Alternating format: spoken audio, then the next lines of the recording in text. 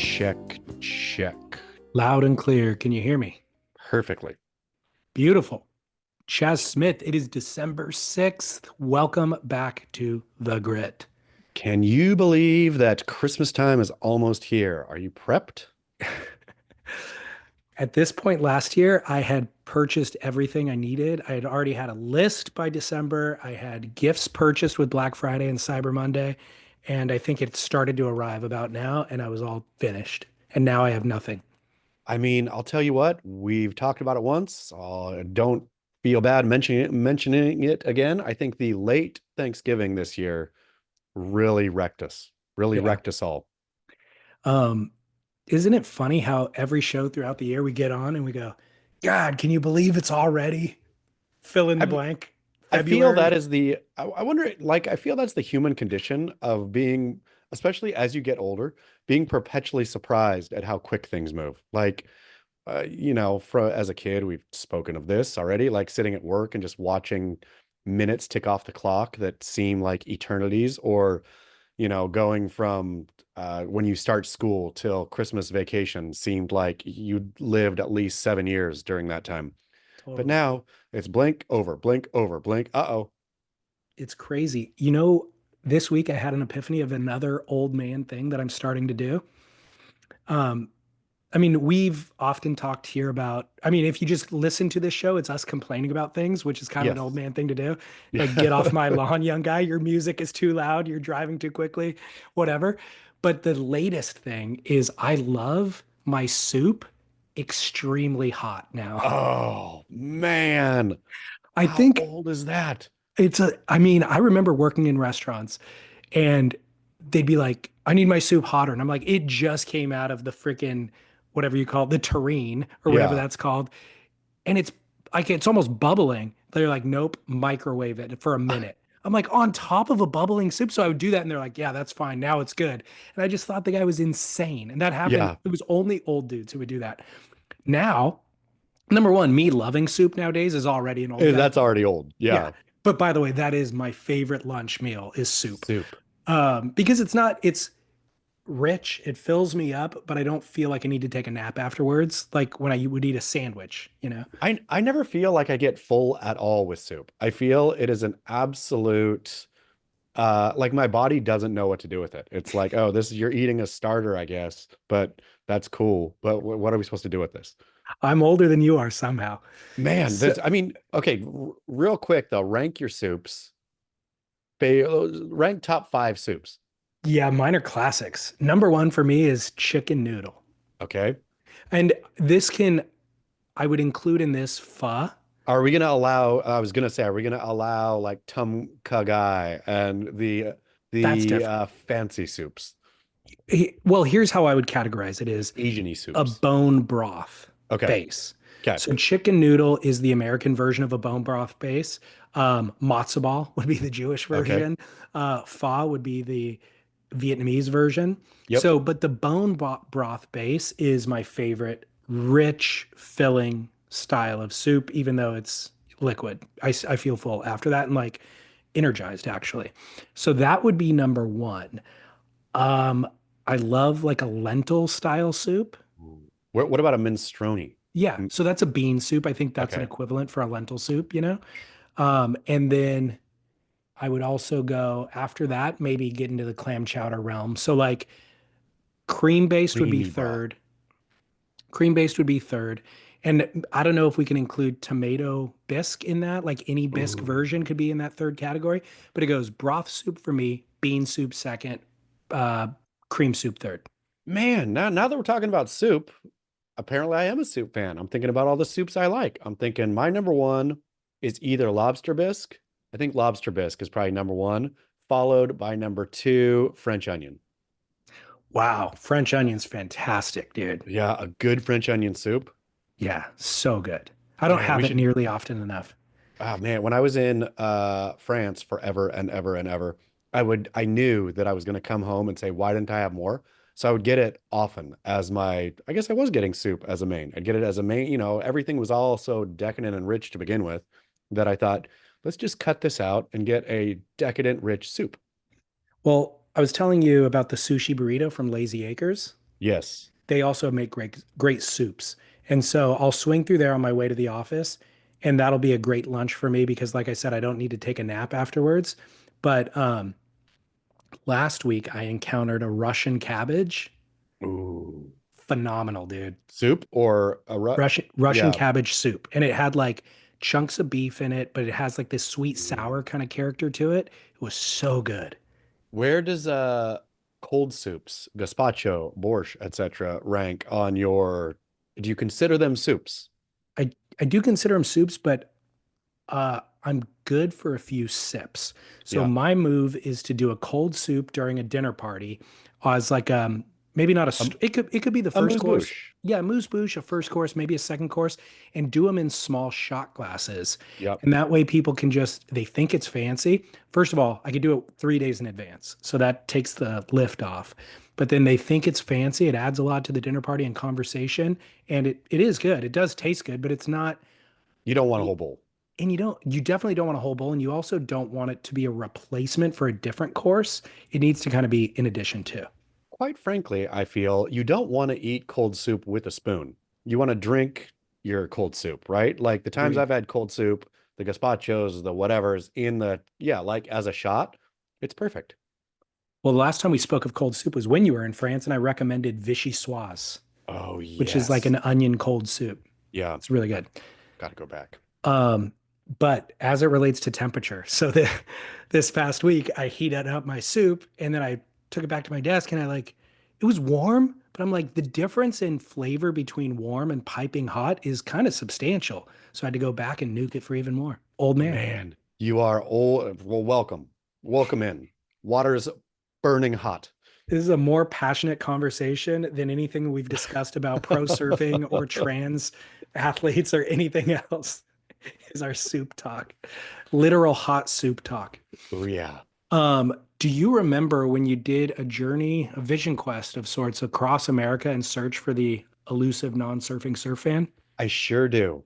Like yesterday. Feels like only yesterday.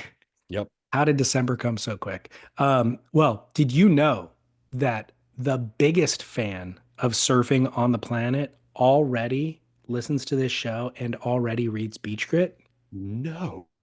And as a non-surfer, you're telling me. Well, it's a little misnomer because this fan did surf for a portion of their life, but Okay. they are officially a non-surfer now and the ultimate surf fan. Would you like to hear DJ Seaweed's latest masterpiece?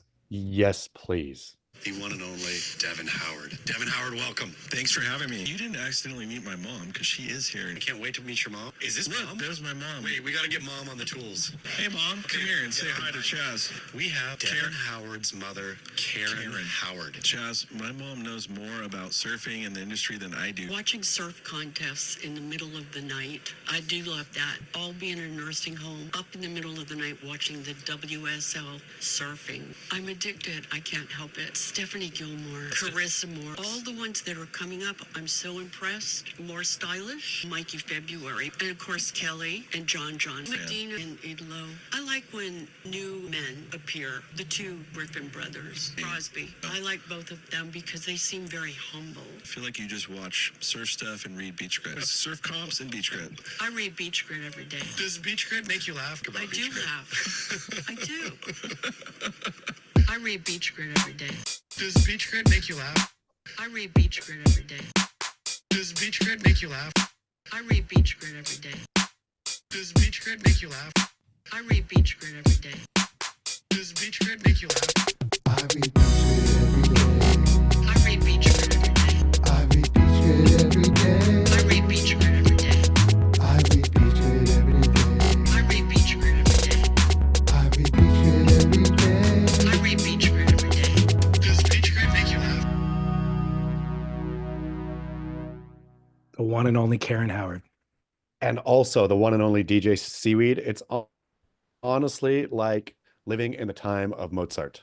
It really is. Like you wonder, you hear a Mozart concertina or whatnot on the radio or Spotify, and you think, wonder what it would have been like to live in the time of Mozart. Like these iconic pieces of music coming out just fresh, right for you.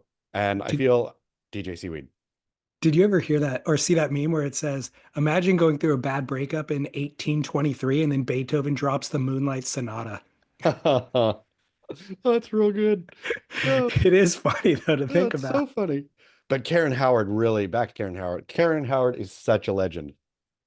She is the core of surfing. I mean, absolutely. Did you spend much time with her at the boardroom show? I did, yeah. I think I want to say I met her last year, the previous year. Hmm. Um, and then I got to see her this year and took a family photo with her, my family Yep. and her. So yeah, she's become part of the regular appearances. For those who don't know, dear listeners, Karen Howard, Devon Howard's mom, of course, but a East Coast surfing legend. She told stories during that. Is that podcast on the Noble Rot feed? I It's think on it is. both. Yeah, you can Oh, find it okay. on both Noble Rod or The Grit. It's titled The Weekend Chats, The Weekend Van And Chats. it's worth, if you have not listened yet, it's worth going in to listen to Karen. She explains life back on the East Coast, how it was growing up surfing there, and I think is going to be, if she has not been yet, soon will be inducted into the East Coast Hall of Fame, I do believe. That makes sense. Well, that's why I said she is the nougaty core of surfing because not only her surf history, it's like pioneering surf history is Yes. really what a lot of it is. And I feel like when you talk to, let's say, a Matt Warshaw, no, that's, yeah, I will use Matt Warshaw actually. Um, he's disillusioned a little bit, and it's like, Yeah. I'm like, hey, who's your favorite surfer now? And he goes, I don't really watch surfing anymore. All my stuff's older, I don't really pay that close of attention. And I even feel that way to a certain degree is I still want to surf, but I'm kind of, there's portions of it that I'm just, I don't know. It's just distasteful to me. And so I'm like better than it or something. But Yeah. Kev or Karen, on the other hand, she absorbs all of it. She's just like she's reading Beachgrit every day. She's up Every at day. midnight watching the WSL. The things that, again, we have started to kind of dismiss, she's still consuming voraciously. How rude is it, that kind of attitude of like being in something and then being like, it's okay, I guess. Like people will talk to me, well, what do you do? I'm like, I write surf stuff. They're like, whoa, you get like paid to write surf stuff? I'm like, yeah, but wow. It's not really. It's okay. Like it's Yeah. just so grouchy about it. I guess if we were better people, we would have better perspective It's because true. life is only about perspective, right? And so, because some of the most destitute people might be the happiest people on the planet, and the richest people might be the most unhappy people on the planet. So it's just about keeping a perspective. And we have become pretty jaded and cynical just from doing it 24/7 for an extended period of time. I mean, I feel truly if we were better people, we would also do better work, which would be more well received and more valuable, which would in Does I it think make you take your work more seriously knowing that Karen Howard's actually reading it every day? well, that's what I was thinking. Like when she said it at the time, I was like, oh, damn it. I should Uh try harder. I should try harder. But then I also had the quick uh thought pop up right behind that, which keeps me from being a better person of nah, she likes the way it is. She likes the fact that you are really do a bad job. That's what she's into. Your bad job. You're just making an excuse for yourself. Exactly. She likes a bad job, but she would like an even better job.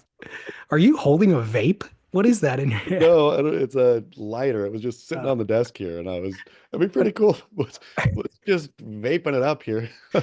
I was like, that is so. By the way, I don't know if you vape or not. All I know is I'll be watching TV sometimes, and it's somebody who I have like um, just a default of respect for. Let's Yeah. say I respect them for a certain reason or level or whatever. I'm just watching it and I'm giving them my respect until I see that they're holding a vape in the palm of their hand. It downgrades my respect for them somehow. The vape whole thing, when that came on, I remember as a kid wondering, how did people not know that smoking was bad for them, right? Right. Back in the day, you're breathing in smoke, even if you're not, I'm no doctor, but you've got to think somewhere that that's probably not healthy at the very least, and probably, in fact, unhealthy. I Yeah. feel the same way about vapes. Like, I think, oh, I get to live in the time now and look at these people and think, you are sucking into your lung, I guess, water vapor and glycerin and who knows what else is in there. I know what smoke is. Like smoke is not good for you, but I know what smoke is. I trust smoke more than I trust this newfangled thing, whatever this thing is. And you guys are sucking on this thing. What's water? I'm smoking. It's like perfect. I'm smoking water, man. Like water and a little nicotine. You're gonna get she's healthy. Like yeah, this is like untested, untried, probably fairly unregulated early new substance that you are, and you see the people who are really into it, the people who have like the vape boxes, you see those guys Mhm. like where it's not just the vape pen, it's like a full vape machine, and they let out a like concert amount, like you're at a Taylor Swift show and they let the smoke machine go. That's how much vape they're letting out of their mouth on one puff. It's crazy when you put it all like that. First of all, the cartridge itself is plastic Yes. jammed with chemicals that Yes. you are just taking into the depths of your lungs, into your internal system. It's like with the cigarette analogy, if you go back far enough, it was just tobacco in a field that they rolled up. Yes. So that almost isn't, that's almost like, okay, I guess we're eating food from that same field, putting it in our Yeah. system. So I guess we can roll this up and smoke it. Once it gets to the point of big tobacco and it's all like a little less connected to nature, then that feels very foreign to me. But now it's literally made by like Microsoft in Silicon Valley making this thing that they're like, we're not only going to feed it to you through your eyes and ears and everywhere else, now we're going to ingest it into your system. It's insane to me. It's insane to me that people are like, well, what? It doesn't make me cough when I'm sucking in this stuff. So it must not be bad, which honestly must have been what people thought about smoking back in the day of like, what? It, Smoke? I see smoke there. Let's got it smoke here. it really is an incredible time that we're living in. Yep. But let's get back to the matter at hand. Karen Howard, I would like to state, not only is she involved in an important portion of surf history and a pioneer as such, she's also a huge fan of surfing. And let's not forget, bequeathed us one Devon Howard. I So mean, this might be the ultimate surf fan. she absolutely is. And I do believe, I think was it DJ Seaweed who did might have been, I can't remember. Somebody did a series, maybe it was Carl von Pfannenstadt did the series of Saints of Surf Journalism. I've got to re-find and re-release those. There's epic. There's like Sam George, Matt Warshaw, all done up in like, Saint style. Yeah. I think Karen Howard gets to, even though she's not a surf journalist, I think she gets elevated to be a saint of surfing, maybe even a saint of surf journalism, just because she likes it so much. Saint of surfing for sure. Put Yes. her on the top. Well, thank you, Kevin, or I'm sorry, Karen Howard, Devon Howard, and also one DJ Seaweed. DJ Seaweed better get some sort of business card printed up or an Instagram account or whatever because people want more. Definitely more. And I feel that DJ Seaweed could have a little side hustle business as one of those, like, not just a wedding performer, but going and one of those performers who like ask the crowds, okay, give me a line, give me something, and then creates a song out of it where you stand there and think, wow, look at this artist at work. Again, the Mozart of our time, DJ Seaweed. Thank you, DJ. Unsolicited submissions come in from DJ Seaweed, and every time I open them, I'm impressed. Yeah, it's true. Weekend Vans gossip column. Do-do-do-do-do-do-do-do. Weekendvans.com for all your weekend vanning needs. What It's is, Christmas season, I feel, and I feel somebody out there should get themselves a week, 4 days in the weekend van. Go test her out. Go see, hey man, Christmas season, I'm gonna go rustic camping in this thing. doesn't even need to be rustic now. It's luxe camping. I mean, it's Lux camping there, but you can take your weekend van to a rustic place. You can think, I'm gonna go up to the woods, but I'm gonna have my shower, I'm gonna have my refrigerator that doesn't turn off. I'm going to have all my bells and whistles. That's the thing for any of you who think, oh no, weekend vans or kitted out sprinter vans are just for the rich. Turns out you can rent one It's and for you. live the life of a rich, which is, by the way, what you should always do if you want to become rich is just rent a boat, rent the house. You don't need Yep, to buy all that stuff. rent it. All right. Well, weekendvans.com. Thank you. And then as it relates to the gossip column, quote, Jamie O'Brien heaps scorn on Vans after scoring best waves of pipeline mega swell. So, of course, was this your article or was this Derek's? It was mine.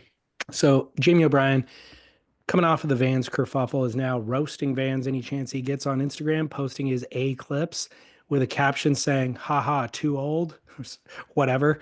Yeah. Giving, I think that's the extent of his jokes, actually. Um, what are your thoughts? Here, let me give you my thoughts, and then I want to let you play the part Okay, of I'll be the grit. This time you can be the rational minded one. great. He's getting obnoxious to me. It's like I'm with Jamie. I like Jamie, but every time he ladles on more, I'm like, bro, we get it. It's enough. Now it just feels like annoying. I mean, I feel that funny that you bring it up. I'll be grit too, I suppose. That Jamie is great because his surfing, when people say, I'm gonna let my surfing do the talking, or I'm gonna let my blank do the talking. My surfing, Chaz Smith surfing, doesn't talk very well. It maybe has like really limited vocabulary, uh big old stutter in there. Nothing against stutters. Love you stutter people out there. But yeah, my surfing doesn't talk well or speak well for that matter. Jamie's does. And so he's one of those guys that can just actually shut up and let his surfing do the talking. It would have been, I think, more impactful if he would have just started posting clips, but without any captions, without anything. Just like post those clips because you don't need to say anything. Your surfing is actually doing the talking. So, for those who are not well versed in surf history, Chaz Smith directed Jamie O'Brien's first film. Was it Who his is first film? JOB? Yep. No, not his first film. He had done like there was like Freak Side, Freak Show, Freak something. He had like I think a trilogy of Freak movies, Yeah. Super Freaks, whatever. And then but this was the first his first Red Bull film, like his first major, yeah, Red Bull film. Who is JOB? Who is JOB? Which birthed his Instagram handle, in fact. Yes. So you've spent extended time with Jamie. It's been a long time now, but one thing that fascinates me in general, this is related to Jamie, but one thing that fascinates me is kind of how, in order to break through to mainstream awareness, you have to be pretty obnoxious. You have to be this inflated personality. Otherwise, nobody pays attention. And this goes with models, even or stage and screen actors have to have a crazy amount of makeup to even look normal on stage, right? So it's the same thing when it comes to personalities. And I kind of always thought that's what Jamie was doing. But the longer I pay attention, the more I think it was either his original personality or it's now taken over and become his personality. And I interviewed Rusty recently for Surf Splendor. It hasn't been published yet. And this portion will probably get cut and maybe not make the final edit. But he was like, I asked him something about Jamie, and he basically said, I don't have anything nice to say about Jamie, so I'm not going to say anything at all, was kind of his response. And so I didn't dig in any deeper because he didn't want to, but I was like, what exactly does he mean? What exactly was his experience with Jamie? Okay, I mean, I think I have some insight here. I can Okay. shed some light. So Jamie's manager, early days, Andrew Long, he was the guy who started this whole thing. And I think it was both uh, not a Elvis Colonel Parker situation because Andrew wasn't, or maybe he was, Andrew was a wacky dude. Andrew was a wacky man who was doing weird things in China. And I don't know what. And I think he went to China and disappeared at some point. There was rumors that he got arrested there. Really weird dude. So, but I worked with Andrew on a lot of this early Jamie stuff, actually creating Jamie's Twitter, that, was really the first of the kind of that for in surfing, where Jamie like blew up social media, right? And Andrew had the idea that Jamie, I think he wasn't exactly right, but saw the writing on the wall that this surf industry is going to collapse. And the ones who are going to rise out of this, it's going to be social media influence. This is way before influencers existed anywhere. But he had that like proto idea in his mind. And he thought Jamie is the best surfer at the best wave on the planet. And so Jamie just has to keep being Jamie and not ever capitulate to broader market forces, to the surf industry as such, because this thing is going away. And Andrew was talking about this, or pushing this line back at the very height of the surf industry. Like surf industry had never been stronger, right? This was ASP, surf houses everywhere. Surf industry had money. But anyway, Andrew went and got Jamie out of contracts. Uh, and I think he got Rusty to sign Jamie to a crazy huge contract. If I recall, it was like 1.2 mil a year uh back then, which was unheard of, right? And I think Andrew really, really had strong arm tactics with the brands, and Jamie wouldn't be like a bro about it. He wouldn't be like, "Oh, that's just my manager. Sorry." Jamie was just going out and surfing. He didn't cared very much about the business side, but let Andrew run. And so I would imagine that part of Rusty's distaste is the Andrew Long chapters. It I think that does ring a bell. I think he did even say something about a manager. So He really had Rusty over a barrel. I mean, Andrew would go like he was Svengali in a way, and he was so deeply. I mean, man, I told you about the time that I went to Tokyo. I don't think so. Oh, so Andrew's Jamie's manager. I never met him before, but I was in Australia working, doing something for Stab. I was there for, I think I was in Australia for a couple weeks or something. And Andrew was like, uh, Jamie loves Tokyo. And this was like way back, forever ago. So was unaware of any surfer who liked Japan, right? This wasn't like a thing yet. Like there was the surfing magazine issue, Japan issue was still 10 years away.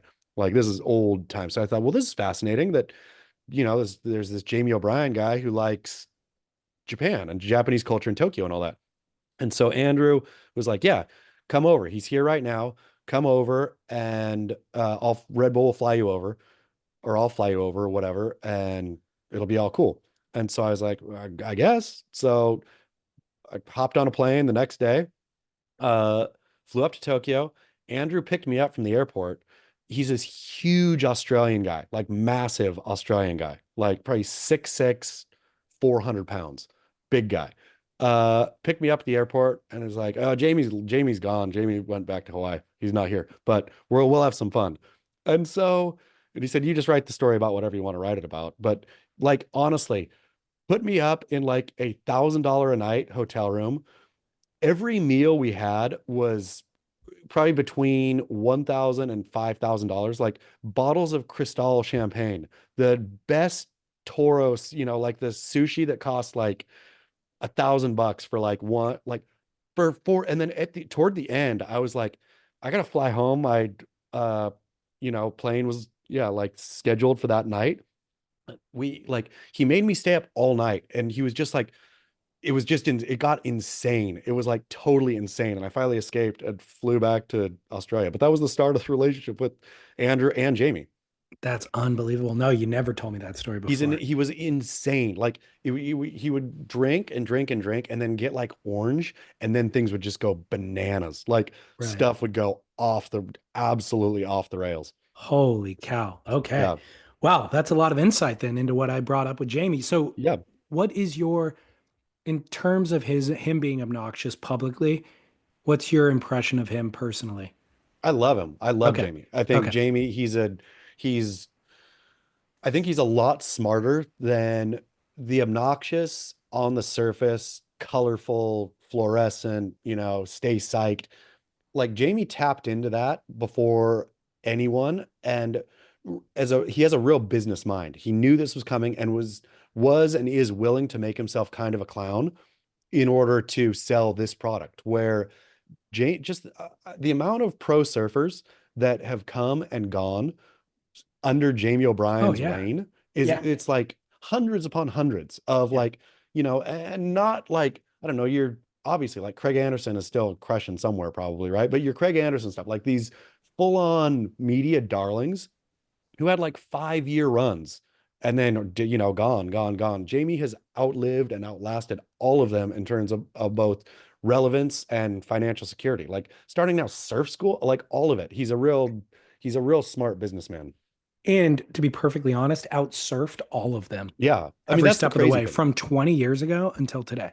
That's the crazy thing. And that's what is really interesting to me about Jamie is at Pipeline, he is still the best surfer in the water out there. Or, I mean, at the level he's surfing, I think there's no better, how do you judge a wave between Jamie and I don't know, who else is, John. yeah, John. Like you're just splitting hairs at that point. But he is in that top tier still as a 43-year-old or whatever he is. Do you know what his favorite soup is? It's Did you coming for sure. He has one. He just discovered soup. I'll text him and ask. did you have any great soup in that Japan trip? Come Yeah. on. Ramen. Some good miso, some good raw. Um, well, so that actually does make a lot of sense. Then with every subsequent post that is giving Vans crap, I'm like, is he that annoyed by Vans? No, the answer is he's playing a part. He's juicing the algorithm. He's enraging his fans and probably working. enraging Vans at the same time, you know? All the way to the bank for Jamie O'Brien. Yeah, exactly. Well, in Weekend Vans gossip column again, another storyline that people told me we need to check in on while we're doing Ito's chin surgery check-ins. I'm still not 100% there. I've examined. He does have a chin. And have you heard all the who's the comedian Matt Rife? I haven't. I think it's Rife. He's like I don't even know how to describe him. Like Gen Z, like shock jockey kind of, like I think says racist things or whatever, white dude. But his whole face has changed recently, and everybody said plastic surgery, look at your chiseled jawline and all this kind of stuff. Now he's like, no, I like legit, and who knows if he's telling the truth, but his claim is he went through puberty late. Which like he hit puberty at 20 or something like that. And so he's, late, which would make perfect sense with Idolo. If that's like all his crazy hype up and stuff, he's going through puberty right now. Interesting. I had not considered that. So we will check back in. This is an ongoing story. More will be revealed. We also, though, I got a reminder, we need to check in on Adriano and Miggy's grill. Oh, yeah. Miggy got like a full surgery, but I think Adriano got like a gold grill at some point. So we check in on that. And then also 𝐂𝐬𝐬𝐵's hair plugs we need to check back in on too. A lot of checking in. Do you have a picture of Adriano's gold mouth? No. Somebody said check in on Adriano's grill, and I was like, I don't remember him having like major dental surgery, but I do remember him having like fronts at some point. When you see somebody with a real veneer face, right? Like they had teeth that maybe weren't the greatest, but you didn't really notice them one way or the other. And then they show up with that like full on max headroom, like mouth. Do you think that, well, that's a good look? You think if I had the money, I'd go there too? Never once. Would you, if that person did their own teeth, but just all covered in gold, would that be less obnoxious to you or more obnoxious than the veneer? At least that's making a statement. At least the gold thing is like trying to be something. The veneer thing is trying to look normal, but not realizing that you overshot the mark times 1,000. Yeah. But the thing is, I think with veneers, there is a way to do it that is natural in the middle and natural and normal looking, right? I don't know. I wonder with veneers if the technology is kind of new still, where, remember when, I don't know, the braces I had as a kid or headgear or whatever, right? Like now they have braces technology dialed to basically your Invisalign or whatever. Yeah. I wonder if the same is true with veneers, if this is all 1.0 of veneer, which looks that way, and they're dialing down the knobs to find the right amount of how much do you want to look like. You're right. I guess I don't know anything about veneers. I've identified them in people's mouth, but I, in that time, just presumed that there's versions of people, or I'm interacting with people daily who have them that I was unaware of because they look so natural, but maybe there's not. Maybe it's only because if you think about even hair dye, which seems like that's being done all the time. It's been done for a long time. They should have that figured out. Hair dye isn't figured out yet. Like you can always tell when somebody's dyed their hair. There's never a version that is as natural looking as somebody's natural hair color, because on a natural head of hair, every strand is probably slightly different, and there's no hairstylist on the planet that is going to individually dye each individual hair slightly different shades. So there's no version that actually looks as normal as natural hair does. So the same thing probably goes with veneers and everything else that we're talking about. Yeah, I mean, and I wonder too with veneers or with hair dye, like it doesn't look natural, but if you spend, $2,000 on your hair coloring, it will look really good, right? Like Yeah, it can still look good for it sure. looks good, not natural. But maybe Yeah. that's what's happening in veneer land is these people didn't spend quite enough on their veneers. If you spend the $10,000, you can get ones that really aren't like veneer mouth. But if you spend 5,000, which is still a lot, you're going to get veneer mouth. As I'm thinking about it, au natural is the only option because it's too freaking distracting. Like, I was at my dentist this last week. I could not stop staring at his head.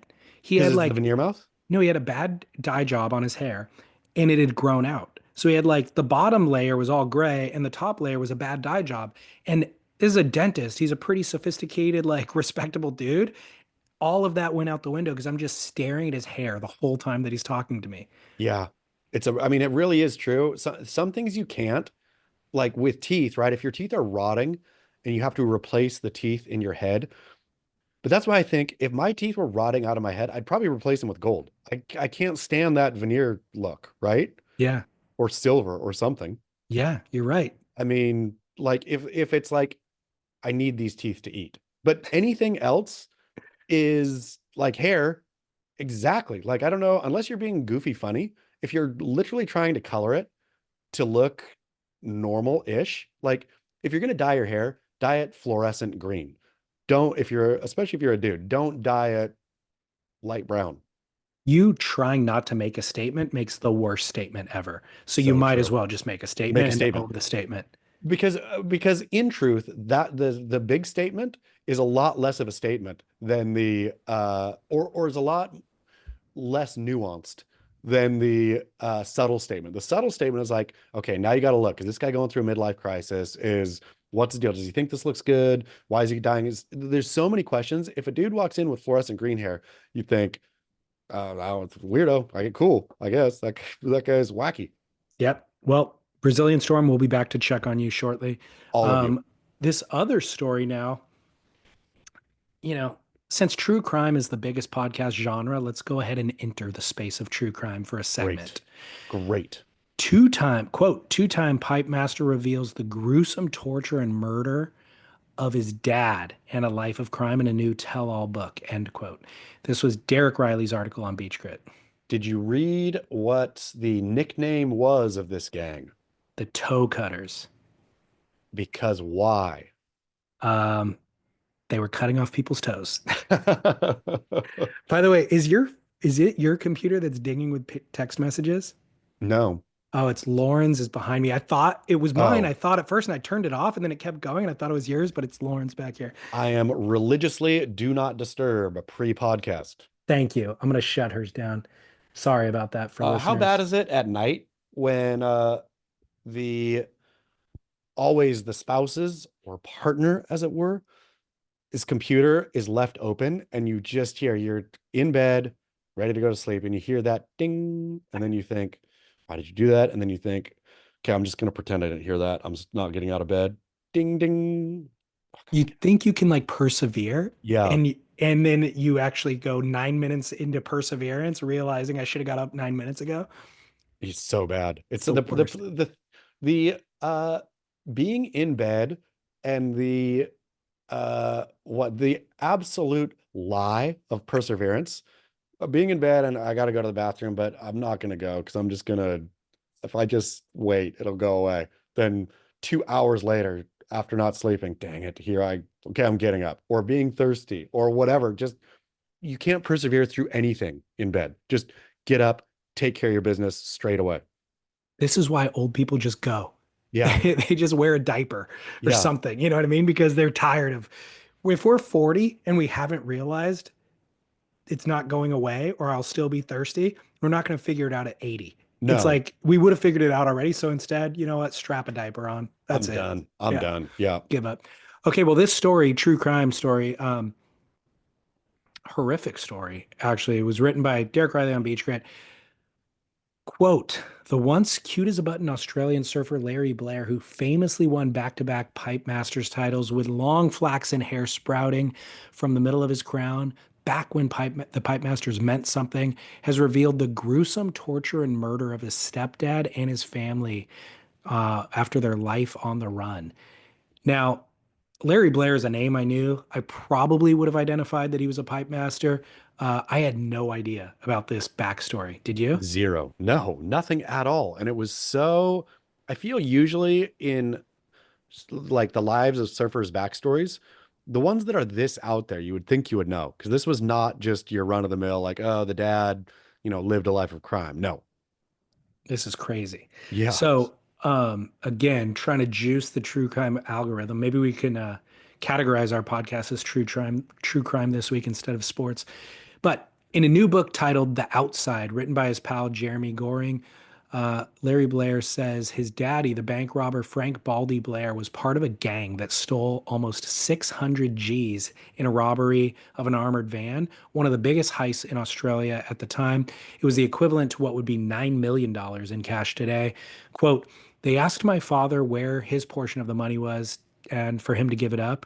Word has it that he wouldn't give them anything. So to get him to talk, �Kevin blowtorched Larry's dad's testicles and other parts of him with his trusty oxyacetylene torch. Then they lopped off his toes one by one with the bolt cutters while Billy held him down. Frank Baldy Blair, the womanizing bully, died of his wounds, and the toe cutters, the Australians' most murderous gang, was born, named after the manner in which they had tortured and killed the only father that I had ever known. End quote. That is about as wild a bit of surf history as I'd ever read in my life. Well, even wilder is that amid all of this, Larry was finessing his surfing. And when a scam with his mom had failed, he was 15. He jumped on a plane to Hawaii. 5 years later, he famously won the Coke surfboard classic, I guess, at Manly, then followed by the Pipe Masters wins of 1978 and 1979.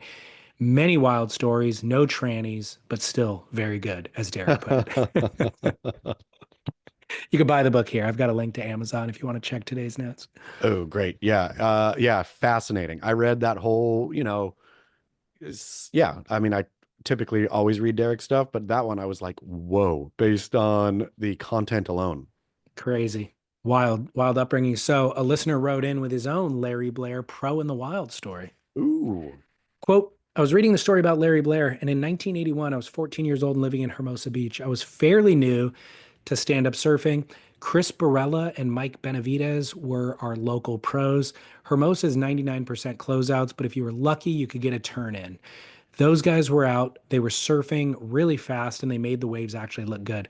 Larry Blair would occasionally stay with Mike and Chris at a guy's house, or at another guy's house named Doc. He was a decent shoulder. This particular day was a decent shoulder high afternoon. Chris, Mike, and Larry were out. I was on a 6'6" Ocean Pacific single fin pintail. Mike and Larry caught a wave together and they were roller coastering at high speed down the line towards me. I scratched over the shoulder as fast as I could, but Larry threaded right through my leash, which slingshotted me back over the falls. While I was getting tumbled underwater, I was thinking, what a kook I am. I should have been out of the way. But Larry, who had also fallen, surfaced and immediately started apologizing. And I started apologizing to him. Larry was laughing hard and said, no worries. The next day, my buddy that knew Chris and Mike took me to their place and we played a couple of games of ping pong. All three of them were super cool. It was surprising to read this story about Larry's parents. He was a really nice guy and he seemed really humble. That is my Larry Blair story. My name is Alex, but my Hermosa friends call me Smiley. Smiley, thank you for writing in. It's wonderful to have pros in the wild that are directly relevant to especially to our true crime segment. Totally comes full True circle criminals real in the wild. quick. Yep. Made me think though, like you have a bank robber in the family. Sure A do. bank robbery seems to be like a solution for a lot of people who want quick cash. Can you think of the craziest thing you've ever done for money? Have you It done wasn't anything even that crazy. Huh? Have you done anything crazy? I don't think so, really. No, have you? Or I can't think of anything on the top of off the top of my head. The craziest I've done was nothing illegal at all. It was product testing.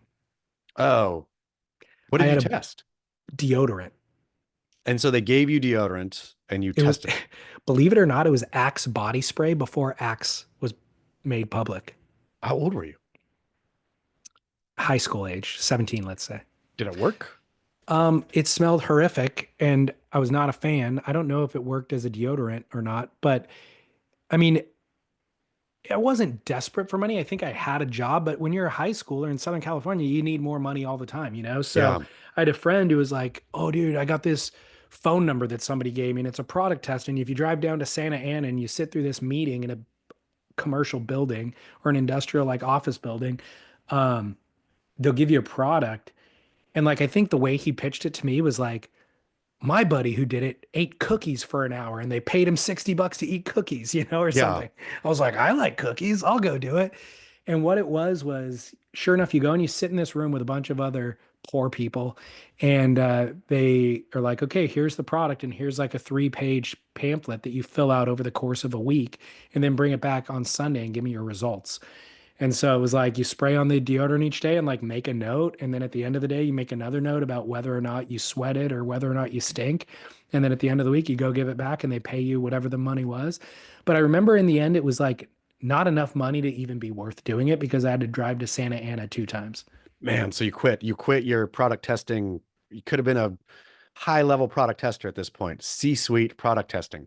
It could have been sucking on a vape pen 3 years ago. Now that yeah, the craziest thing I think I ever did for money was driving valet, and I parked Alyssa Milano's car and she left her purse in the car, and I dug through her wallet and stole all her change. Oh my gosh. Why would she leave her purse in a I valet don't car? know. I have no idea. I mean, I think people in LA particularly who are used to valeting a lot, they just like, who cares about stuff, right? Like just uh like after working as a valet, I think I've mentioned this before. I if I can not valet, I won't, purely based upon myself.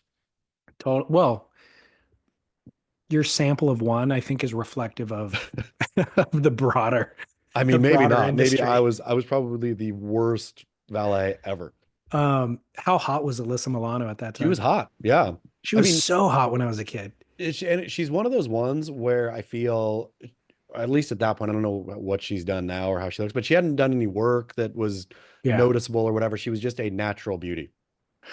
So a good buddy of mine who's listening right now, was a huge fan of Lacey Charbet when she was a kid. Oh yeah, well, she was on Baywatch, right? Party of Five. Party of Five. That's it. Okay, got it. Yes. So the reason this came up is there's a new Netflix Christmas film called Hot Frosty, and she's the love interest in Hot Frosty, which Nice. is like it's a super campy, cheesy. Holiday film. She's desperate, or I shouldn't say desperate. She's a lonely single woman whose husband had passed away, beauty, small town beauty, and she somehow magically gets a snowman to turn into a real man who has a chiseled 6 pack of abs, and they fall in love. Hot And Frosty. and it sounds super cheesy, but it's actually really good. It's very cheesy, but it's more cute than it needs to be, and it's funnier than it needs to be. We watched it on Saturday morning just for the heck of it, and it was actually pretty good. Anyways, my buddy was like, dude, I love Lacey Charbet, or I did, and she still looks great in this movie. And I was like, man, you know who I used to think was the hottest was Jennifer Love Hewitt. Also, I think Oh, Party of Five. So that's why I yeah. mentioned her. And so he goes, yeah, I haven't seen her. So he pulled her up on Instagram and unfortunately had some bad work done. I mean, they do. People do. People go and they take their beauty and they think this is not good enough. I need a little more. I know. It's It's crazy. It's bad. like, in hers, it's like you could still tell it's her. It hasn't gone full Madonna yet. It still looks like Jennifer Love Hewitt, but it's like you have like even aging gracefully, you still would be gorgeous, you know? It's the not graceful part that somehow makes it not appealing. The have you been following Pamela Anderson's makeup free arc? That I is the have. best, I think. Like she is just at this point in her life, For those who don't know, of course, Pamela Anderson, Baywatch star, pinup of 2 decades worth of pinup material from old Pamela Anderson, but has just moved to what, Vancouver, British Columbia? I think an island. Small town somewhere. Yeah, not even Vancouver. I think an island off of Vancouver, up in BC. Doesn't wear makeup at all anymore. Goes on talk shows, whatever. Just like absolutely natural, which such an awesome flex. Well, she was out of the spotlight for 20 years. I mean, she was so intensely in the spotlight that she went full on recluse, which I admire and respect. But there was a documentary made about her that she was involved in directly on Netflix a year ago. And that kicked off this whole thing because in that documentary, she was makeupless and the exact antithesis of the glamorized makeup doll that we had all seen for all those years. And I think everybody was obsessed with this version of her. And so she's embraced it and is now showing up again at events and getting work and jobs. And so doing it on her own terms. But I agree with you. I'm a huge fan and it's it's more attractive to me. Like when I see Pamela Anderson in her modern version, I'm like, that is more attractive to me than she was as a plastic version of her 25-year-old self. Or look even like equivalents, right? Where you have Lauren Sanchez, Jeff Bezos's, plasticed out thing, or a Pamela Anderson. It's like not even close. Which one is, one's a freak and the other one is like way to age gracefully. Totally agree. Um, Pause in silence for a second. I got to text Lauren something real quick. About Pamela Anderson. No. She needs a code for something to get into a lockbox. Okay.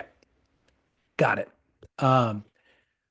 Well, moving on. I wanted to follow up on Raymana. I don't even know when it was, 2 months ago, we were talking about, somebody wrote in, they were like, this idea that what if he was captured out of captivity of Tahiti by Kelly Slater and taken to the desert, and we were like, we had a banter about it. It was fun. You were defending Raymana saying there's no way he is the nicest guy in the world. Well, Stab Magazine just did a thorough interview with him. And I wanted to read, or at least give you some of the highlights of this interview with Raymana, which completely validates everything that you said. Great. He is the greatest guy in the world, but there was a couple of details in his story that I just thought were so one of a kind and unique, like no other surf story I'd ever heard.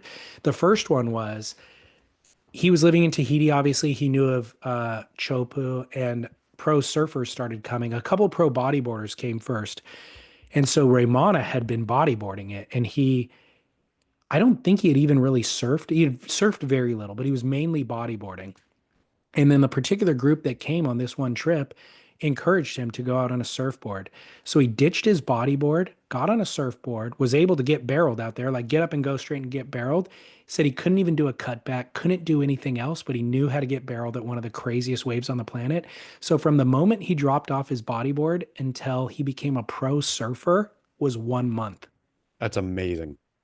1 month from the day he got on a surfboard till he had a contract for professional surfing. Amazing. 𝐒𝐯 paid him $100 a month. That was his first paycheck. After, I think, a year of that, Billabong offered him $900 a month, but he really wanted a car. And so he negotiated with a Billabong that he would ride for them for 3 years if they gave him a Tacoma. It's amazing.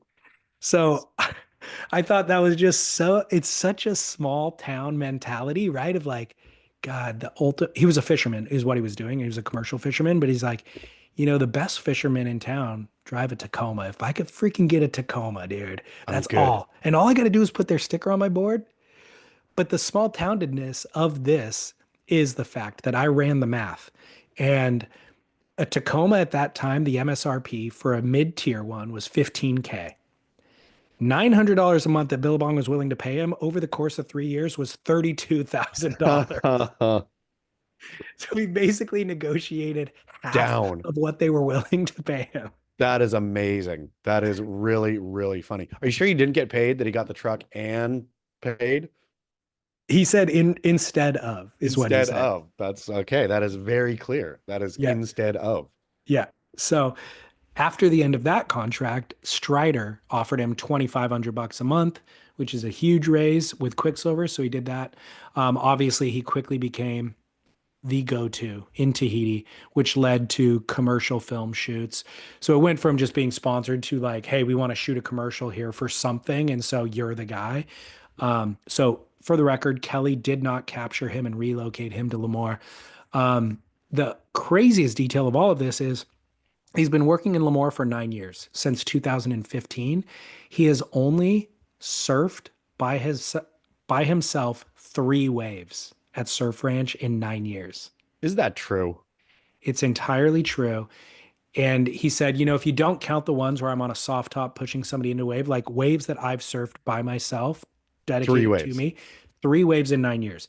And he said they've actually given him many, many more waves than that, but he always gifts them to the workers and the employees at Surf Ranch. So that's true. I can vouch for that. I was there with Raymana last time, and he did, in fact, it was time for him to go out or whatever, and he passed it on to whoever. Which, is a testament to what you were saying last time we spoke about Raymana. He truly is. He will join Karen Howard in surfing sainthood. We really need, this is now incumbent upon us. Like, Yeah. I appreciate Carl von Foningstad, like kicking it off the tee, or I guess hitting it off the tee would be the equal. Either one works now that I think about it. But we need to do a Mount Rushmore. Karen Howard's on there. Raymana's on there. It's true. And this was, and the Saints of Surf Journalism, that was specific, right? Yeah. That is, we're broadening this out to all of surfing. Who are the actual saints of surfing so far? But like becoming a saint, right? There has to be signs and miracles and these kinds of things. We need to make our criteria. Okay. So we like, what's a saint? There's some word or phrase for somebody who's waiting to get sainted, right? They have to be dead first, but we're going to change these rules slightly for surfing. But yeah, so far I feel we have Karen and Raymana on their way to sainthood. Totally agree. Okay, perfect. Final detail is he said he was going to Abu Dhabi for a couple of months to work that pool. And among the people who have time already booked there, Serena Williams and the Princess of Dubai. Well, of course. Why not? So there you go. More people entering the surf fray if you are interested. Just like Ivanka herself. Can't get enough of a flow rider. You said Ivanka, right? Yeah. Yeah, sorry, I was coughing at the same time. Yeah, you said Ivanka and Jared Kushner were super duper humble and cool, and no entourage and no security even. I feel that Raymana would be a good test of people. He's too nice is the bummer. I think he would, if Saddam Hussein went and surfed the pool, Raymana would be cool to him. I think it's not Raymana's. I feel Raymana feels it's not my place to judge, right? You're here to slide into a wave, so let's slide into a wave. I'm sure he would don't know that he would slide Jeffrey Epstein into a wave, but I feel that Raymana's character, his analysis, maybe I take it back. Maybe it's not good. Maybe he's just so nice that he's cool to everyone, so you can't trust it. I think that he's nice enough to where he would only say nice things publicly. Yeah. Even if he had a different opinion. That's true. All right. Well, coming back after a long hiatus, 𝐒𝐮𝐫𝐿. Boom. What do we got? Everybody's favorite segment. 𝐒𝐮𝐫𝐿, for those of you who are unawares, is a segment where we've identified things in surfing that only kooks and only currents do that no intermediates do. So if you would like to hear a couple of the canonized submissions, a GoPro on the nose of your surfboard.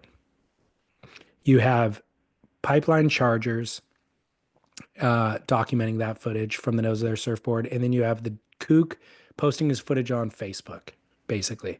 But there's no intermediate surfer who's like getting 3 turns to the beach and finishing on the end section who's got a GoPro on the nose of their surfboard, right?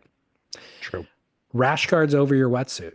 You have surf schools doing it, and you have professional surfers doing it. Never the tween shall meet.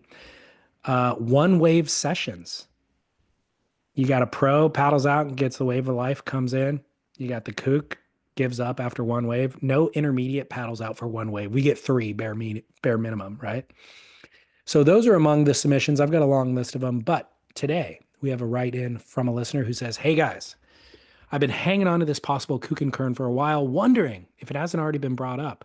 In my opinion, it's too obvious to not already be on the list, but here it goes. Photo or video images of a surfer holding a board somewhere far removed from a wave. The most recent image that put this into my consciousness was Jordy Smith in his latest mini movie, standing with his surfboard on a rugged, towering cliff overlooking broodingly at the ocean. Now, mind you, this scene was at least overlooking the ocean, but there's no freaking way that Jordy needed to be holding his surfboard on a ledge of a 300-foot cliff instead of just leaving it in his car for the obvious drive down to the water. It was all for the image. This brought to mind multitudes of images in my head of surfer magazine photo shoots in the past of surfers holding their boards in strange places, in front of the pyramids, in front of the Eiffel Tower, holding the board in a photographer's studio for a magazine shoot while they're wearing their board shorts. The other side of this equation is the floppy hair, bare-chested teenager dorks in their bedrooms wearing their wetsuits as pants, taking selfies for TikTok or Instagram, or Hollywood beach blanket bingo type movies where a scantily clad female protagonist is hoisted above an oiled up beach boy perched atop a surfboard with no wax somewhere on the movie studio. Or teen music video award winners on stage clutching their glammed up thruster while that never will have a speck of sand embedded in its waxless deck, or simply the kook that bought their first soft top at Costco, taking a picture in their driveway of their house for posterity.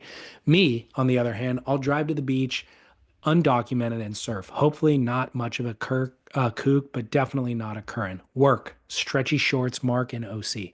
Stretchy shorts, Mark. This is why it's good. We always think, I always think we got to be running out of these pretty soon, right? How many things do 𝐒𝐿𝐧𝐿s and 𝐶urns do? But they do this one. Way to go. This one gets a vote straight in to me. You think so? Yeah. So the thing that the calculus we have to run real quick is, are there intermediate surfers who also do this? So here's the thing. I did this in Yemen, for example, but it was for Surfer Magazine, right? Which I was not but this whole thing is fuzzy anyway. I was doing it for surfer. I was doing a thing that professional surfers did while not being a professional. So it also seemed like you were en route to the beach. Yeah, but some of those places, I mean, like whatever, 𝐶𝐷, the one sitting in the back of the truck with, we were like 100 miles from the beach there. Okay. Yeah. Because okay, so your thing aside, I was trying to break this, and I was like, okay, what about driving to the beach? Like, there definitely are photos of intermediate surfers whose mom maybe takes a photo of them when they're headed to the beach. So they're nowhere near the beach, but they're en route to the beach. But they're not holding their board, They're right? not posing, right? I mean, I think this is specific. It's not a photo with you and a surfboard. It is posing with the surfboard far away from the beach. I think you're right. I think this does get canonized. Yeah, I mean, because it's specific about posing. Like, I mean, going back to the 𝐿𝐭∗ movie, I remember one of our early shots, the drone was back when drones were new. The drone takes, Jamie's like laying in a rice paddy or something out in Bali, like so far away from the surf, right? And it's like, woo, the drone rises and you see Jamie with a surfboard. Like, this kind of posing with a surfboard is 𝐶urns do it, 𝐒𝐿𝐧𝐿s do it. Nailed it. I agree. There's no intermediate surfer that has ever posed with their surfboard somewhere far away from the beach. And by the way, for those of you listening who go, yeah, I have, hate to tell you, buddy. Guess You're what? a kook. You're a kook. Guess what? Unless that was in Surfer Magazine circa 2003, you're a kook. Exactly. All right. Well, hey, good work, man. Thank you for that submission, listener. Oh, great. Stretchy Posing with a pants, surfboard, far from sea. stretchy shorts, Mark, in the OC. Good job. I wonder what kind of stretchy shorts Mark is wearing. Great question. Is he talking about like a yoga short? Is he I talking hope about not. a stretchy board short? What are these shorts? I know. I'm hoping it isn't like a spandex style that's gripping everything. I hope it is that. I would prefer that over a comfort short. Mark, send in the photo. Please. You can do chest to knees.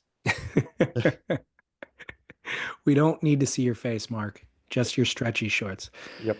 This feels like Nacho Libre. This feels like a Jack Black bit.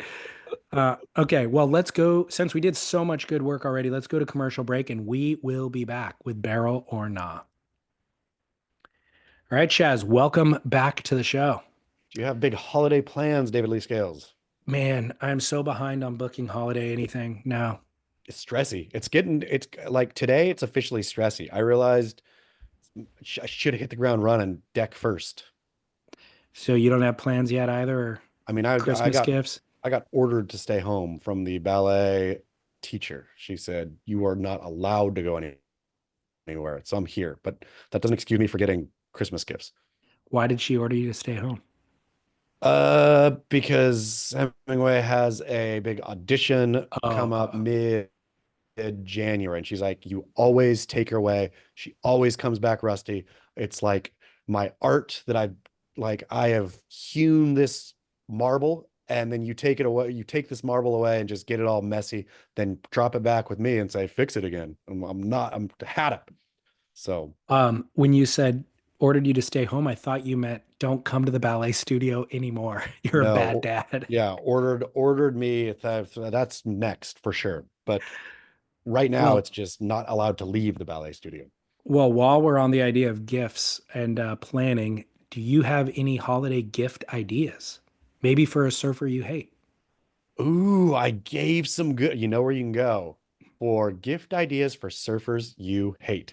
You can go to YouTube and watch Chaz Smith Hates Surfing, or you can just go to the Inertia. I just read the Inertia's gift guide, and I can't imagine giving or getting any one of the things on the Inertia's gift guide. It's insane. It's insane how the Inertia is. It's so What bad. were the gift ideas? It's exactly what you think. It's like some hideous changing poncho, the ugliest pair of Teva shoes, not even sandals. I mean, the sandals are bad enough, but a hideous pair of Teva shoes, uh, binoculars. Like I've seen this twice. I think Surfer had binoculars in their gift guide too. I'm thinking, which surfer is going down the beach with binocular, like standing in the car park at Swami's, like, oh, let me see how it's working out there today, like down the Lowers Trail. I got my binoculars. Who does this? Well, Dumb, it's all paid advertorial, right? obviously. But Okay. why did these, like, if a binocular company came to Beachgrit and said, hey, we've really got a feeling about surfers using binoculars here, I'd say, yeah, maybe like some in Oregon and Washington or East Coast, they'll like, rugged, like, I don't know, sure, there's like 8 probably, but no, like I will not take your money because it doesn't work. Um, have you been tracking? This is, I guess, tangential of things that you could waste your money on. Have you been tracking the Hawk-Tua meme coin I just read about it for the first time today and read that it had crashed. in one day, less than a Yeah. day? So she launched it and it crashed. I mean, look, when we started talking about Hawk-Tua 6 months ago, and we were like, she's got 15 minutes, she could make a couple $1 million off Yeah. 15 minutes, right? Like with the way that that thing landed, like she can pull this off. I never would have guessed meme coin would be the way that she would do it. Like this is so far out of left field for me that I am flabbergasted.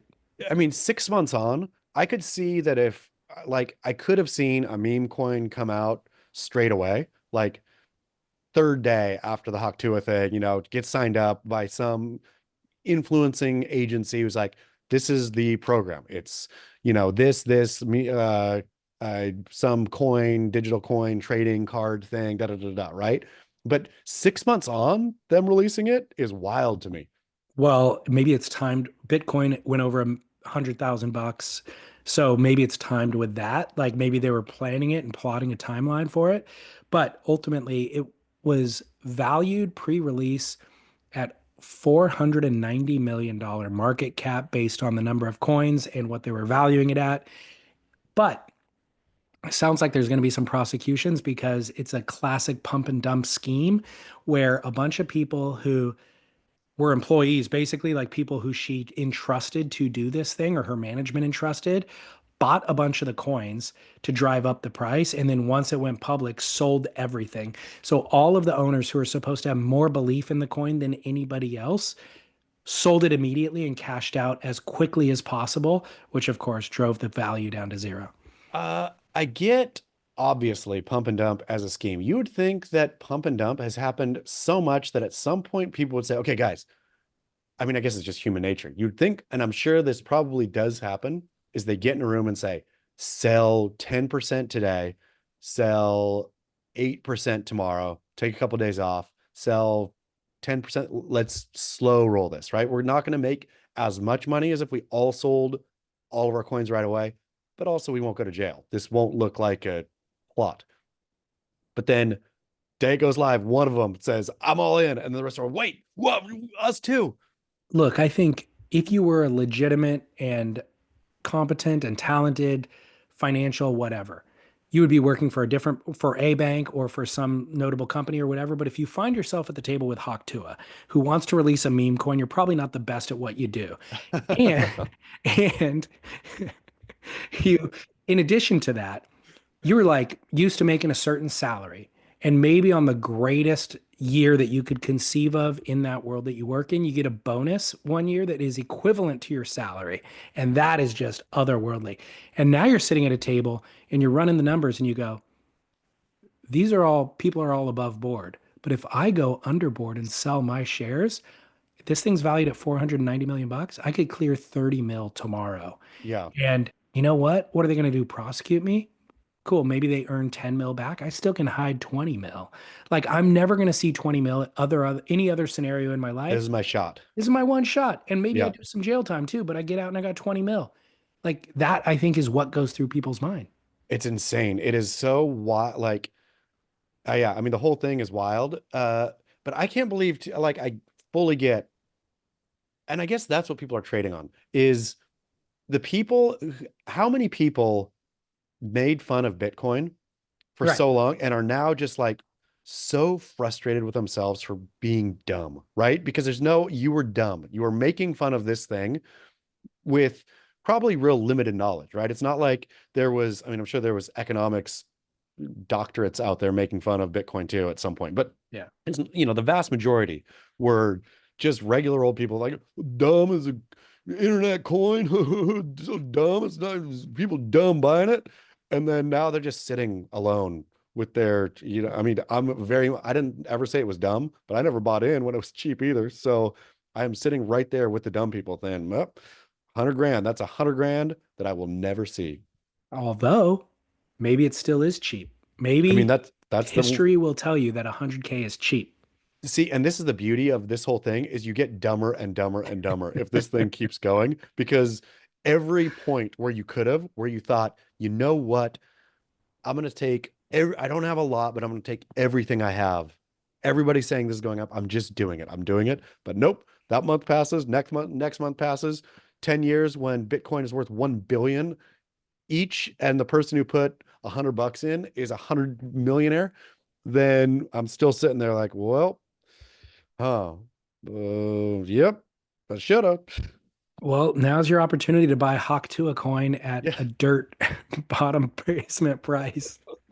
If you want to get in, I think her coin I is mean, actually called Shock. true. It's like It's called Shock. so it's like Hawk-Tua, but with an Oh, S in front of it, but the S is a dollar sign. Shock to it. Shock. The true to my financial ways of being, I bought Dogecoin.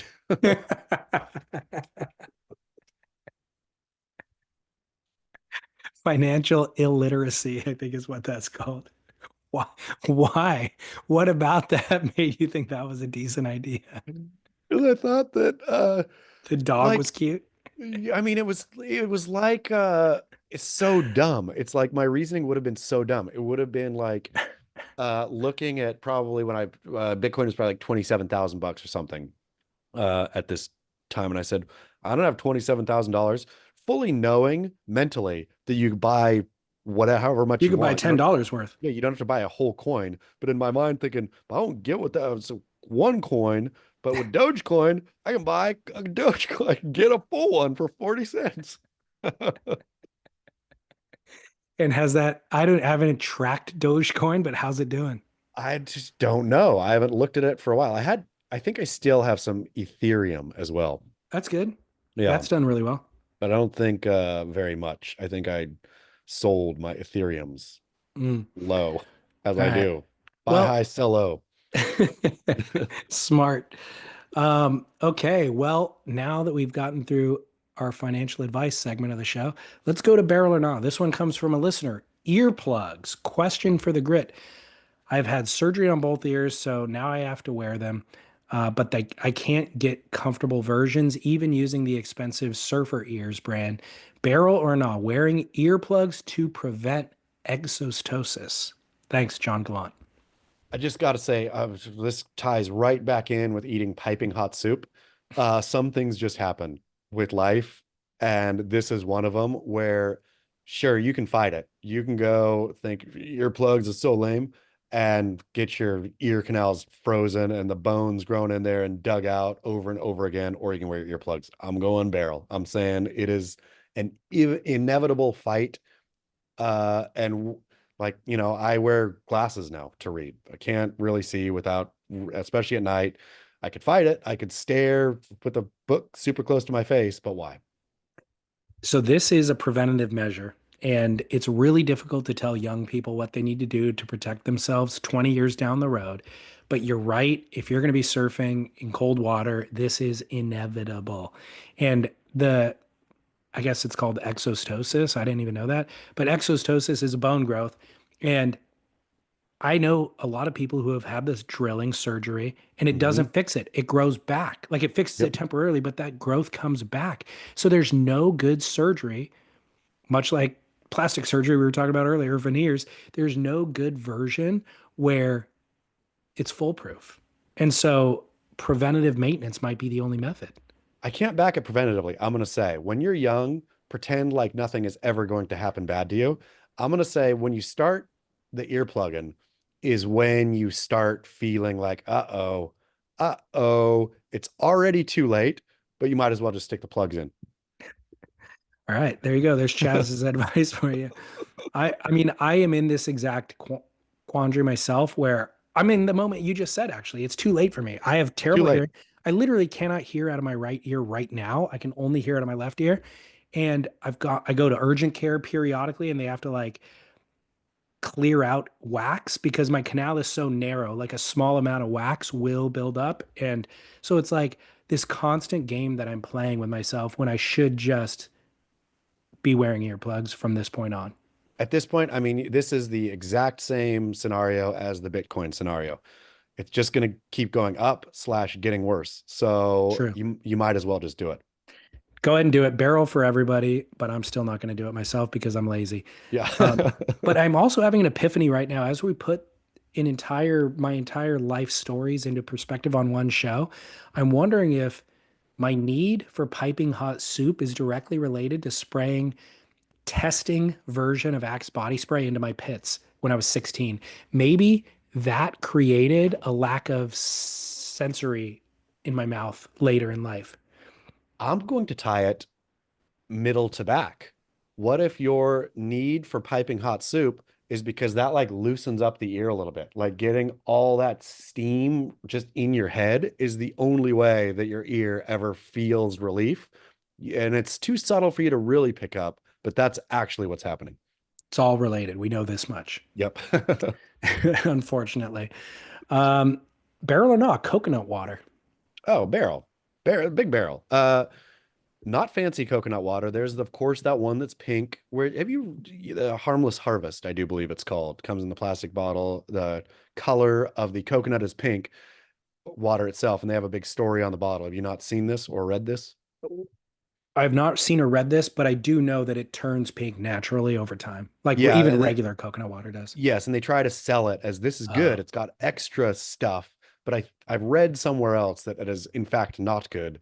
Not that it's bad, but like whatever, it's immaterial. All to say though, big fan of coconut water.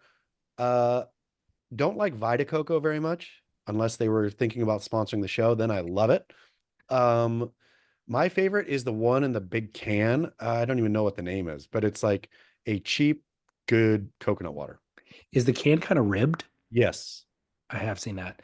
Yeah. So if I was in Central America or Hawaii and I had a coconut, I loved a coconut, right? Like, excuse me, the water and the flesh itself, the meat, I loved. But then coconut became popular in grocery stores 10 years ago. And I'd buy it and drink it and be like, this is like a disgusting version. This doesn't quite, I mean, even if it's natural, somewhere through the bottling process, it tasted just not good, like funky, right? But I think it's come full circle now to where I have had versions. Trader Joe's has this milky one. I think they call it a coconut smoothie, and it's not anything added to it. It's just some of the flesh is kind of blended up into the juice. It's freaking delicious, and it's Yep. so filling and like life-giving. I'm a huge fan. Not, and exactly to your point, not all coconut waters are created equal. If No. you, dear listener, are thinking about giving coconut a water try for yourself, go out, sample, find the one you like, and stick with that one. I think Vita Coco too. You said you don't like it. I think that might be one that I had that I was like, this just tastes like dirty, It doesn't, soapy, sweaty water. unless they sponsor the podcast, and then I would still say the same thing because I don't kowtow to sponsors. Exactly. So yeah, I'm all BetterHelp.com. barrel on coconut water now. Yeah, so good. It feels good after like a run or whatever too. Like you can feel the electrolytes. You totally can. Yeah. Big fan. Okay. Final barrel or not. Dining in a restaurant alone. Barrel. This is like one of life's real great pleasures, I feel. Like, because it doesn't have, I mean, if you have a family or friends, if you're not just a lonely person with no loved ones around, uh, then what a luxury. It means that you're on a trip by yourself, which is a luxury, right? When you travel by yourself, how luxurious does that feel? Not to have to worry about anything else other than yourself. It's the greatest. It's like a major luxury. And so then you getting to your destination and thinking, let's go get something to eat. Wandering around, getting what you want to eat, sitting at the table, enjoying yourself. Barrel. Um, I fully agree. Totally barrel. I end up traveling occasionally for work or whatever, and I find myself in this conundrum of like, I'm my default is get food to go and then bring it back to the room because then I could watch a Yeah. movie. I have a little bit more whatever. Like, but I've realized over time that 2 hours of like sitting by yourself, bring a book, you could scroll your phone when you need to, is like a really special quiet time that you don't get because if I do take it back to my room, then I am a little bit scattered and I'm answering emails at the same time. I'm Yeah, probably, you're watching, you're multitasking. taking a FaceTime from the wife and kid or whatever it is. At dinner, it's kind of like I blocked off this little quiet time and you're in a nice environment. Presumably, if it's a restaurant, you're having a great meal. It is really, really barrel dining alone, not having to Oh, converse with anybody. totally. And I will say though, what makes it even better is not like the obsessive scroll. Like I think when we're True. alone, the instinct, of course, is just to start scrolling. No, you put that phone down. If you have a book, fantastic. Even if you don't have a book, it's okay not to be entertained for a moment. Sit there, enjoy your food, study your surroundings, look around. If there's sports on the TV, you can maybe watch some sports if it's that kind of establishment. Otherwise, like just be alone for a minute. How would your wife feel if you presented this concept to her of like, look, we have date night every week or maybe every other week, but once a month, I we need alone also night. get and you get one too. We Yeah, once a month, 2 nights a month, we're gonna get schedule one for you, one for me, where you go out and you have 3 hours by yourself and $100 just to spend on dinner. that's a great idea. I was thinking that it probably happens naturally-ish. We're both pretty busy, but then I'm thinking it never happens because when we're out eating away from each other, it's 10 times out of 10 because of work or with somebody else, right? Like Right. it's not an eating alone, but eating alone should be institutionalized in all families. How long until your wife would presume you're seeing another woman? Might be pretty quick. No, I think she knows that I'm quirky enough where she'd think, okay, if this is what you need, great, let's do it. If you present the concept, she's going to be fishy. But once she gets into the concept and enjoys a couple dinners by herself, I Yes. think she will see this is perhaps the recipe for a successful marriage. Because how often too, I mean, you like, I love Chinese food, right? I really love bad Chinese food. I love bad Chinese food in a bad Chinese restaurant. Chin's. It's not a bad Chinese restaurant. It's here in Encinitas. Chin's Chinese. Exact. You can picture it exactly, right? It's like pagoda style inside, big round table with the lazy Susan on it, that style. I love it. But nobody else in the family like can eat Chinese or either can eat or likes Chinese or especially bad Chinese. So it gives you an opportunity to pocket the thing you like and to go do it. Just, yeah, I'm in. I like Yeah. this idea a lot. It's major. This barrel's growing bigger and bigger every moment. It really is. And somehow I've never heard anybody extol the virtues of this. No, but the real thing is you cannot be on your back heel when you're eating alone though. I've eaten alone enough in my life. I'm a proud alone eater. You don't sit there and hunch and scroll. You fully, if you want to converse, eat at the bar. How many times have you eaten at the bar? I like it. Yeah, I do it all the You were, time. if you don't want a conversation, get a table. But Yeah. if you want to guaranteed chat people up or just see which way the wind is blowing, eat at the bar and you will get some weird bar stories. Now that I'm thinking about this, you know who exemplifies the eating alone? Matt Warshaw. A mob boss. Oh yeah. I feel like when I've seen mob movies, the camera enters the room and there's like a mob boss in the corner of the Italian restaurant with like 15 plates around him, just shoveling Just food into eating his alone. face. Eating And there's alone. inevitably somebody that's going to come up and need to do business with him, but that's his table and that's how he operates. And I feel that there is a parallel there to, poor mob boss is busy. He's being pulled this way and that way. Maybe not be, I mean, it is. It's literally family, quote, is pulling him this way and that way, just like for us. So getting away from the family for a minute, essential for That's mental health. that's exactly what it is. Wow. Yeah. Okay, we stumbled onto something here. Boom. All right, there's some life advice for y'all. Well, Chaz, great chat. Trash Pros is where you go to find Chaz. Beachgrit is where you go to listen to his or read his articles. Anything else going on? I think that's it. If you have not subscribed or found a noble rot yet, it is sitting there waiting for you to come pluck from the vine. Go grab Noble Rot on any and all podcast feeds.